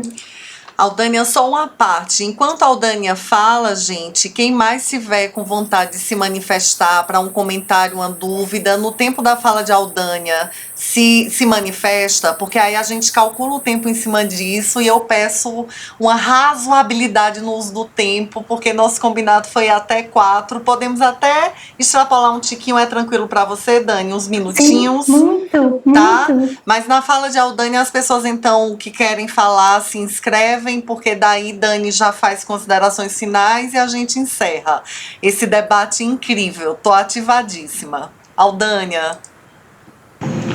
Eu quero até agradecer pela oportunidade, né, de estar nesse momento, né, de ouvir Carla Daniele, apesar de já ter ouvido antes, eu não sei se ela recorda de mim, né, talvez não, acho que na apresentação de Grécia, né, eu acho que eu fiz parte, de Tâmara também, e eu sou usuária de saúde mental, né, do CAPS 2, também sou militante dos Humans, e eu fiquei muito impactada quando você falou uma coisa que eu defendo muito, né, quando não dá muita ênfase ao diagnóstico que nós recebemos, sabe?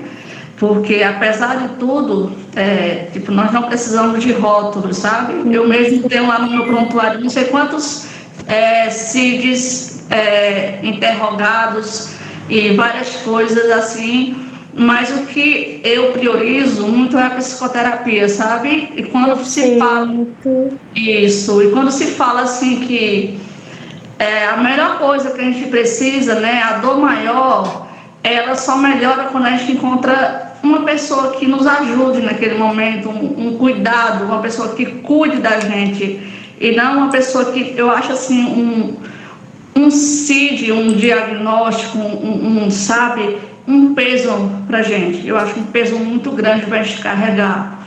E eu carreguei muitos pesos, até no momento que eu percebi que eu não precisava carregar esses pesos, que eu não era aquele CID, que eu não era aquele diagnóstico, e que eu era eu. Sim. Que eu era eu e que eu tinha que viver, sabe? E porque eu recebi o diagnóstico e tinha que estudar para me enquadrar nos sintomas daquele diagnóstico. Então, a psiquiatra passava para a psicóloga aquele transtorno, né? E eu tinha que enquadrar naquele transtorno, eu tinha que me enquadrar mesmo não tendo os sintomas. Então eu achava aquilo ali um cúmulo. Eu disse, como é que eu posso me enquadrar se eu não sinto isso? Então, assim, eu achei muito potente a tua fala, né? Agradeço muito. Fiquei meio indecisa naquelas falas que eu estava meio assim, sabe? Peço desculpa mesmo por realmente. Porque quando você falou doido, eu tenho mesmo esse negócio, né? Quando fala de doido, dessas coisas, eu fico pensando, gente, doido não. Mas eu sou tranquila, eu gosto de perguntar, sabe? Qualquer dúvida, eu gosto epa, pera ainda, será que foi isso que eu entendi? Aí pergunto. Perfeito, querida. Então é isso que eu tenho, né? E estou aí também junto com Bárbara, com as meninas na militância, né? Tentando contribuir um pouco, né, também o pouco que eu sei na formação das meninas, né, tentando passar minha experiência de vida, né, vai fazer 15 anos de CAPS, né, de usuária de CAPS, de muitas experiências de internação, de sanatório, de outras coisas. Então, assim, eu acho que é um pouco válida quando a gente passa para alguém que já passou por tudo isso, passa para alguém que está estudando, eu acho que dá para ajudar um pouquinho, sabe? E é isso, eu estou nessa luta e agradeço muito a oportunidade de estar aqui nesse momento, mesmo eu não estando bem esses dias, né? O pessoal sabe que eu não estou muito legal esses dias, eu nem iria participar hoje, né? Mas eu digo, eu vou ficar quietinho, nem ia falar nada, estou falando muito. Mas é isso, gratidão pela oportunidade. E é isso, vou seguir na luta, mesmo não estando bem, assim, a gente vai caindo e levantando. O mais importante é lutar, né? Lutar para que acabe esses manicômios, esses lugares de tratamentos super desumanos. E é isso, um abraço mesmo. Gostei muito. Ô, querida, muito obrigada. E assim, que bom que você perguntou, que bom que você falou, que bom que você tirou a dúvida, né? Porque daí a pouco já pensou se a gente sai desse encontro, Bárbara trouxe uma criatura, né? Para dizer que é doido, como assim? Que bom que tenha ficado claro, Dani. Imagina eu saí pensando que você tinha me chamado de doida, que meu trauma era minha culpa. Eu digo, meu Deus do céu. Mas eu perguntei também porque tinha outras pessoas, né? Aí podia também, como eu fiquei um pouco, minha cabeça não estava muito legal, eu digo, meu Deus, eu vou perguntar, porque ficou isso na minha cabeça. Aí foi bom eu perguntar, né? Você fez muito bem, minha querida, e assim, também obrigada pela potência do seu relato, e eu só vou discordar de você, porque eu não acho que as pessoas, eu costumo chamar vocês, Aldânia, de as pessoas que contribuem comigo, com as minhas aulas, com o meu trabalho, eu chamo de pessoas da vida real, porque às vezes eu acho que os nossos estudantes, eles estão imersos no mundo de faz de conta, né, com todo o respeito aos textos, às teorias, mas eu não consigo prescindir das pessoas da realidade.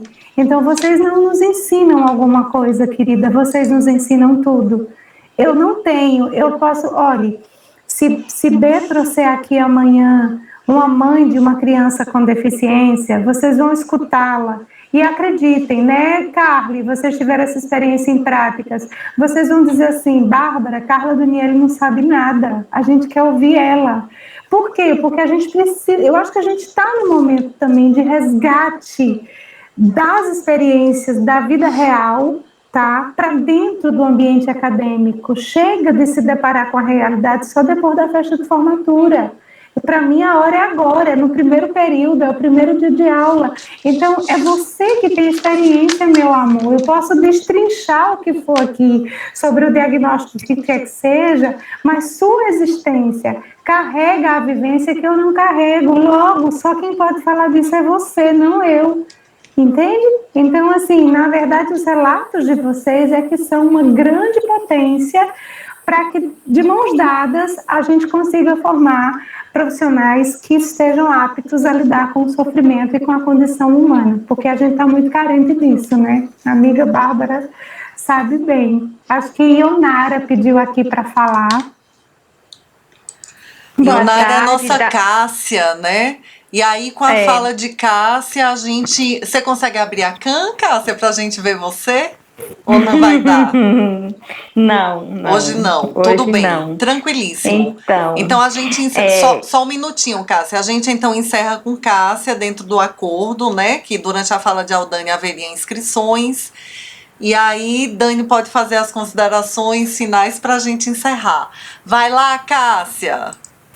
Primeiramente, obrigado, Bárbara, por deixar eu participar, né?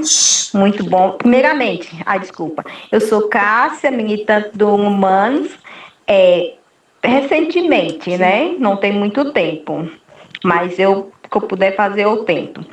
E assim, eu gostei muito, por o fato de Bárbara me proporcionar essa tarde boa, essa calma, essa leveza que me trouxe esse debate.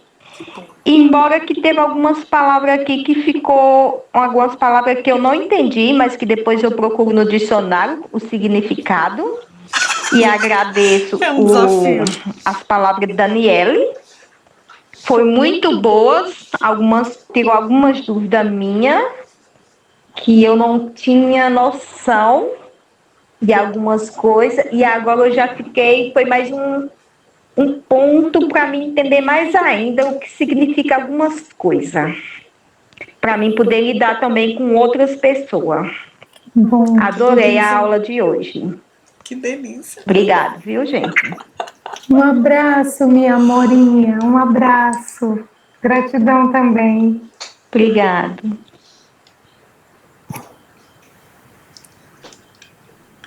Dani, você toparia encerrar? Porque aí eu faria umas coisas. Já voltei, viu? Você quer fazer alguma consideração? Chegou bem na reta final. Você quer fazer alguma consideração, Patrícia Moreira? Que a gente já está encerrando, a gente vai dar andamento, tá? Eita, e Kizzy levantou a mão. Eu vou consultar a plenária, já na atmosfera da conferência. Tudo bem a gente permitir que Kizzy fale? Bárbara. Eu ouvi, entendeu? Mas é porque eu estava tentando chamar os meninos voltar para casa, que eu tive que vir no açougue. Tranquilíssimo. O Google resolve tudo. Perfeito. Kizzy, então, vai falar. Que bom ver você, Kizzy. Eu fico meio caladinha mesmo, é meu perfil. Carla, foi um prazer lhe escutar. Eu sou nova aqui, né, nessa liga fantástica, né? Sou diretora de saúde mental do município de Remanso. Que coisa boa! Do NAPSE, que é o Núcleo de Atendimento Psicossocial da Secretaria de Educação de Juazeiro. Ah, querida. Mária é minha colega de trabalho em Juazeiro. Em Remanso tinha assistente social do CAPES até umas 3h40, mas já saiu. Enfim, a gente está sempre segurando esse cordão e foi um prazer imenso lhe escutar. Só agradecer mesmo por tanto conhecimento. Oh, querida, estamos em processo. A gente também é muito grata por essa partilha. Sempre aprendemos juntos e olha, estamos aí, viu? Núcleo de Acessibilidade e Inclusão, a gente faz muita parceria, Kizzy, com os municípios. Vou vender meu peixe, viu, amiga Bá? A gente faz muita parceria com os municípios, fazemos formações em educação, saúde, a formação e inclusão começa em mim, que é o nosso carro-chefe, que é um pouquinho do que vocês escutaram aqui, do que a gente pode trazer hoje. E estamos abertas, querida, assim, a gente acredita mesmo que a gente pode ter uma sociedade inclusiva de verdade, de fato e de direito. Certo, Dani, gratidão. Opa, também desculpa, temos a Kizzy. Euristela aqui, que eu acabei de ver que ela levantou a mãozinha, ela também é psicóloga do NAPSE. Que maravilha. E aí, Estela, levanta a mão. A gente, né, fala, Estelinha. Tá Não, vendo como é Estela- difícil, Estela gente? cria, nossa, como é que a gente precisa. Não é? A gente precisa de regra, mas também a gente, né, subverte um pouco as regras. Então, gente, mais uma vez, Estela vai falar e a gente vai tentar encerrar, tá bom? Vai lá, Estela. Hoje, que satisfação estar com vocês, ainda por um tempo muito curto, né, devido a outras atividades. Saudar aqui meu colega Kizzy e Gilmar, que se fazem presente, professora Carla e professora Bárbara, ter conhecido estado com vocês, marcou a minha subjetividade, viu? Professora Carla, não sei se já te falei, mas eu trabalhei com a professora Jair Petrolino, atualmente estou como psicóloga aqui na rede, e também assumi o área do município, e a questão da educação especial ela já está cravada aqui. É inesquecível o nosso debate, nossas leituras, a experiência que a universidade traz, que faz um esforço muito grande para se conectar com o público, com a sociedade. Eu sei porque eu venci isso, por isso fazer o rebato quando dizem que a universidade está longe, não está. Mas a gente também, como acadêmicos egressos, devemos fazer essa. Travou um bocadinho. Acho que travou. E eu estou aqui tentando fazer esse papel. Um beijo para vocês todos que estão. Beijo, querida, beijo. Feliz por ter notícias. Dani, eu vou atalhar, porque eu acho que a Dânia, Kizzy e Estela já fizeram as vezes de anfitriãs. Claro, né, e marcaram a querida, importância de você estar aqui. Né? Claro. Então, agradecer, saudações democráticas, antimanicomiais, a essa roda belíssima. Dani, que apoio e participação luxuosos, viu? Muito obrigada. Você que vai encerrar e a gente vai deixar esse registro. Eu estou muito feliz. Queria que quem pudesse abrir a tela, ó, abraçasse Dani, assim, ó. Ai, graças. Já a gente está se agarrando. Já. Eu quero agradecer. Thelma abriu a câmera, eu lembrei, Thelma, claro. Pois um cheiro, você que vai encerrar, minha amiga. Sabe, eu quero agradecer a todo mundo, né? Gilmar abriu a câmera agora também. todo mundo que esteve aqui presente, a possibilidade da gente estar nessa sintonia, da gente poder trazer essa partilha, né, inclusiva, de fato e de direito. E para a gente se despedir, assim, naquilo que vocês fazem da vida, diante da pessoa com deficiência, diante de qualquer existência, lhes ofertem o que vocês gostariam para si mesmo. Esse é um princípio que eu acredito que dá muito certo. Quando a gente não souber o que fazer, para onde ir, quando a gente ainda acha que a gente tem que ir fora do planeta, aprender braille para dar bom dia a cego, quando a gente acha que é coisa muito complicada, ao olhar para uma outra existência, façamos o que a gente gostaria que fosse feito por nós. Pronto, tudo se resolve. B, parceira de vida, de afeto, de trabalho, de um zilhão de coisas, gratidão. E seguimos à disposição para essa construção, viu? Eu ainda ia te provocar você falar o seu poema da diversidade, para ficar encerrando. Você que quer, tal, gente? aguenta? Encerra com ele. Encerro, né? Porque fica abrir esse registro belíssimo. E a arte, gente, a arte é uma potência. Me dê só um segundo para eu achar aqui, querida, porque como eu não tinha separado, mas já estou achando. É porque Vocês o clima é esse, né, Dani? A gente vai pensando, as coisas vão sendo montadas em ato. Encontro é método. Claro. A galera aguenta, gente? Pode ser? Rapaz, tá todo mundo se manifestando aqui. Sim! Pronto. Então... Hoje eu falei pouco, viu? Deixei só para escutar. Hoje eu quero só absorver. Ok, dona Pati. Mas eu amei sua fala, Carla, Daniela, e com algumas pautas a gente precisamos conversar. Sim, senhora. Um beijo para tu e pros bruguelos tudinho, até o que tá no bucho. Vamos lá, gente. Então, para a gente finalizar, pedidos aqui da nossa querida B, quem cabe na tua diversidade? O diverso é aquilo que tudo difere de mim, mas se assemelha em tudo a mim pela sofrida humanidade que carregamos. Quem cabe na tua diversidade? O preto, o branco, o azul e o amarelo? Cabe o negro e toda a sua negritude? Cabe o índio sofrido, oprimido, indígena, dono da terra nada? Cabe os sem terra e os com terra? Quem cabe na tua diversidade? O hétero, o homo, o bi, o trans, o gênero degeneralizado? Cabe o homem macho e a mulher fêmea? Quem cabe na tua diversidade? O religioso cabe? Se couber, ponha todos, todas e todos. Se couber, põe o cristão, o judeu, o muçulmano, o umbanda, o candomblé, o afoxé, o culto e o terreiro.